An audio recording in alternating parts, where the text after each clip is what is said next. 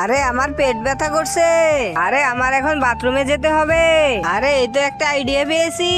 আরে আমি একটা রোবট বানাবো যাতে দরজা খুলে সবাইকে সাহায্য করতে পারে। এই তো রেডি হয়ে গিয়েছে, এখন আমি বাথরুমে চলে যাই। আরে ওটা কি হচ্ছে আমার সাথে?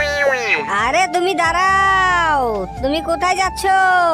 তুমি যাও এই কালো দরজার দিকে, কারণ তুমি ছোট লোক। আরে এখন ঠিক আছে। আরে তুমি কোন দিকে যাও? এখানে দাঁড়াও, তুমি তাড়াতাড়ি সোনার দরজার ভিতরে চলে যাও। আচ্ছা ঠিক আছে, আমি চলে যাই।